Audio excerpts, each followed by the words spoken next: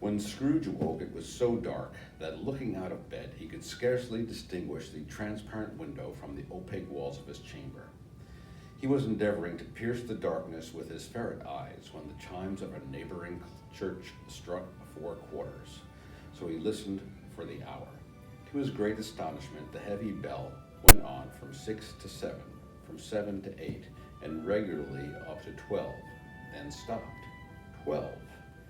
It was past 2 when he went to bed. The clock was wrong. An icicle must have gotten into the works. 12. He touched the spring of his repeater to correct this most preposterous clock. Its rapid little pulse beat 12 and stopped. "Why, it isn't possible," said Scrooge, "that I could have slept through the whole day and far into another night. It isn't possible that anything has happened to the sun, and this is 12 at noon." The idea being an alarming one, he scrambled out of bed and groped his way to the window. He was obliged to rub the frost off with the sleeve of his dressing gown before he could see anything, and he could then see very little.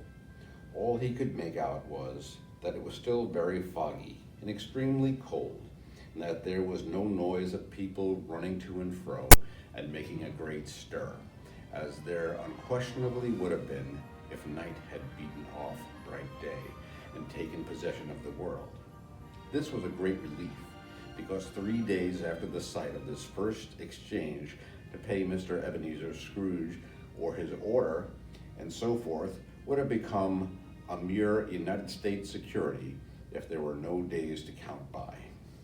Scrooge went to bed again, and thought and thought, and thought it over and over and over, and he could make nothing of it. The more he thought, the more perplexed he was. The more he endeavored not to think, the more he thought. Marley's ghost bothered him exceedingly. Every time he resolved within himself, after mature inquiry, that it was all a dream, his mind flew back again, like a strong spring released, to its first position, and presented the same problem to be worked all through. Was it a dream or not? Scrooge lay in this state until the chime had gone 3 quarters more, when he remembered, on a sudden, that the ghost had warned him of a visitation when the bell tolled 1. He resolved to lie awake until the hour was past, and considered that he could no more go to sleep than go to heaven. This was perhaps the wisest resolution in his power. The quarter was so long that he was more than once convinced he must have sunk into a doze unconsciously and missed the clock. At length it broke upon his listening ear. "Ding dong, 1/4 past," said Scrooge, counting. "Ding dong, 1/2 past," said Scrooge. "Ding dong, 1/4 to it," said Scrooge. "Ding dong, the hour itself," said Scrooge triumphantly, and nothing else. He spoke before the hour bell sounded, which it did now with a deep, dull, hollow melancholy. 1. Light flashed up in the room upon the instant, and the curtains of his bed were drawn.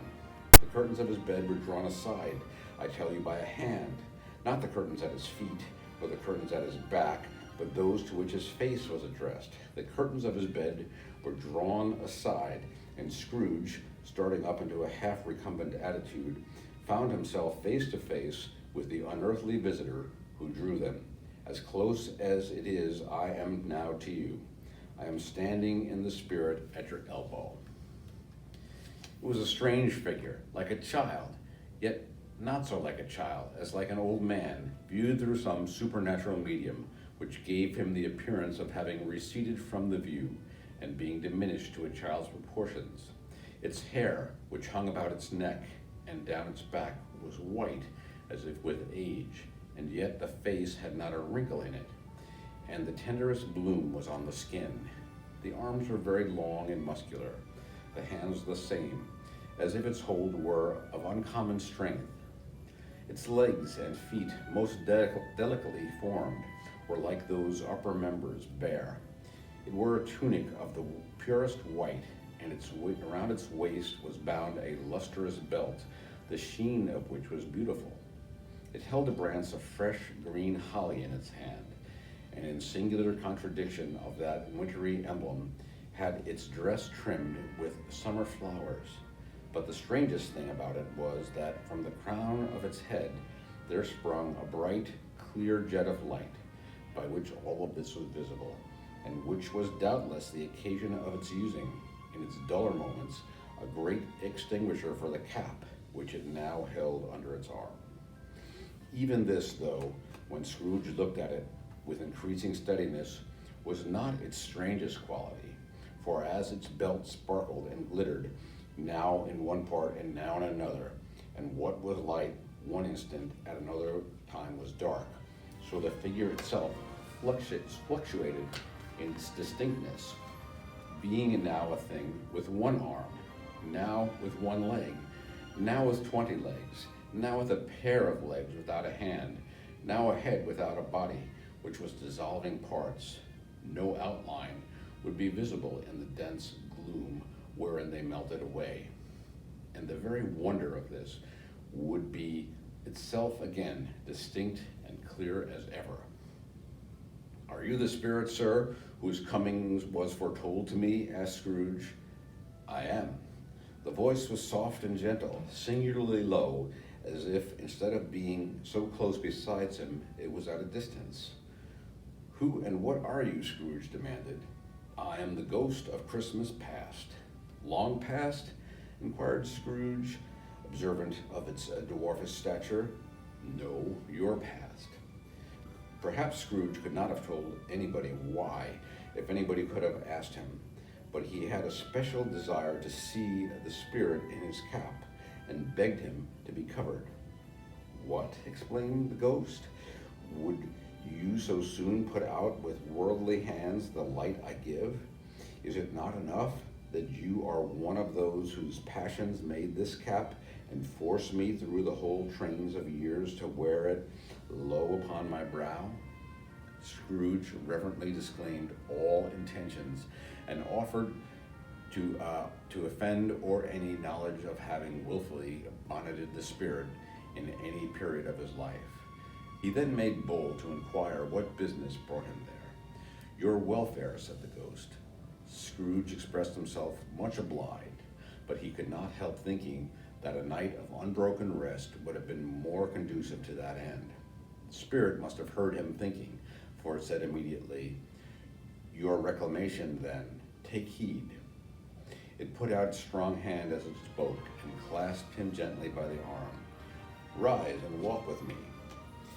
It would have been in vain for Scrooge to plead that the weather and the hour were not adapted to pedestrian purposes, that the bed was warm and the thermometer a long way below freezing, that he was clad but lightly in his slippers, a dressing gown and nightcap, and that he had a cold upon him at the time. The grasp, though gentle as a woman's hand, was not to be resisted. He rose, but finding that the spirit made towards the window, clasped his robe in supplication. "I am a mortal," Scrooge remonstrated, "and liable to fall." "Bear but a touch of my hand there," said the spirit, laying upon his heart, "and you shall be upheld in more than this." As the words were spoken, they passed through the wall and stood upon an open country road, with fields on either hand. The city had entirely vanished. Not a vestige of it was to be seen. The darkness and the mist had vanished with it, for it was a clear, cold winter day with snow upon the ground. "Good heavens," said Scrooge, clasping his hands together as he looked about him.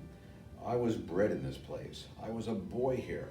The spirit gazed upon him mildly. Its gentle touch, though it had been light and instantaneous, appeared still present to the old man's sense of feeling. He was conscious of 1,000 odors floating in the air, each one connected with 1,000 thoughts and hopes and joys and cares long, long forgotten. "Your lip is trembling," said the ghost, "and what is that upon your cheek?" Scrooge muttered, with an unusual catching in his voice, that it was a pimple. He begged the ghost to lead him where he would. "You recollect the way?" inquired the spirit. "Remember it?" cried Scrooge with fervor. "I could walk it blindfolded." "Strange to have forgotten it for so many years," observed the ghost. Let's go on." They walked along the road, Scrooge recognizing every gate and post and tree. A little market town appeared in the distance with its bridge, its church, and winding river. Some shaggy ponies were now seen trotting towards them with boys upon their backs, who called to other boys in country gigs and carts driven by farmers. All those boys were in great spirits and shouted to each other until the broad fields were so full of merry music that the crisp air laughed to hear it. "There was but shadows of the things that had been," said the ghost. "They have no consciousness of us." The travelers came upon, and as they came, Scrooge knew and named every one of them. Why, he rejoiced beyond all bounds to see them. Why did his cold eyes glisten and his heart leap up as they went past? Why was he filled with gladness when he heard them give each other Merry Christmas as they parted at the crossroads and byways for several homes? What was Merry Christmas to Scrooge? Out upon Merry Christmas, what good had it ever done to him? "The school was not quite deserted," said the ghost. "A solitary child, neglected by his friends, is still left there." Scrooge said he knew it, and he sobbed. They left the high road by a well-remembered lane and soon approached a mansion of dark, dull red brick, with a little weathercock-surmounted cupola on the roof and a bell hanging in it. It was a large house, but one of broken fortunes, for the spacious offices were little used. Their walls were damp and mossy, their windows broken, and their gates decayed. Fowls clucked and strutted in the stables, and the coach houses and sheds were overrun with grass. Nor was it more retentive of its ancient state within, for entering the dreary hall and glancing through the open doors of many rooms, they found them poorly furnished, cold and vast. There was an earthly savor in the air, a chilly bareness in the place, which associated itself somehow with too much getting up by candlelight and not enough to eat. They went, the ghost and Scrooge, across the hall to a door at the back of the house. It opened before them and disclosed a long, bare, melancholy room, made barer still by the lines of plain deal forms and desks. At one of these, a lonely boy was reading near the feeble fire, and Scrooge sat down upon a form and wept to see his poor forgotten self as he used to be.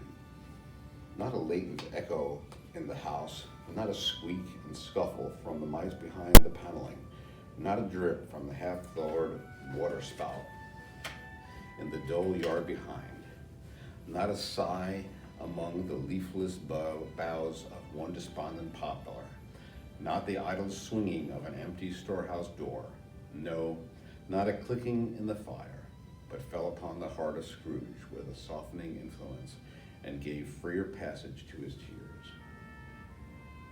The spirit touched him on the arm and pointed to his younger self, intent upon his reading.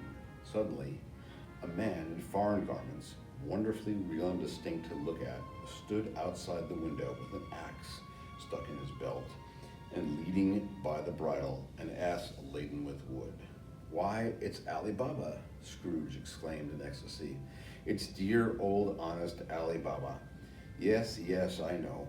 One Christmas time, when yonder solitary child was left here all alone, he did come for the first time, just like that. Poor boy.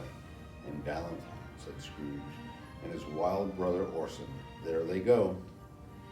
And what's his name, who was put down in his drawers asleep at the gate of Damascus? Don't you see him? And the Sultan's groom turned upside down by the genie? There he is upon his head. Serve him right. I am glad of it. What business had he to be married to the princess?" To hear Scrooge expending all that earnestness of his nature on such subjects is extraordinary, in a most extraordinary voice, between laughing and crying. To see his heightened and excited face would have been a surprise to his business friends in the city indeed. "There's the parrot," cried Scrooge, "green body and yellow tail, with a thing like lettuce growing out of the top of its head. There he is, poor Robinson Crusoe. He called him when he came upon home after sailing around the island. Poor Robinson Crusoe. Where have you been, Robinson Crusoe?" The man thought he was dreaming, but he wasn't. It was the parrot, you know. There goes Friday running for his life to the little creek. "Halloa, whoop, hello!" Then, with a rapidity of transition very foreign to his usual character, he said in pity for his former self, "Poor boy," and cried again. "I wish," Scrooge muttered, putting his hand in his pocket and looking about him after drying his eyes with his cuff, "but it's too late now." "What's the matter?" asked the spirit. "Nothing," said Scrooge. "Nothing. There was a boy singing a Christmas carol at my door last night. I should like to have given him something, that's all."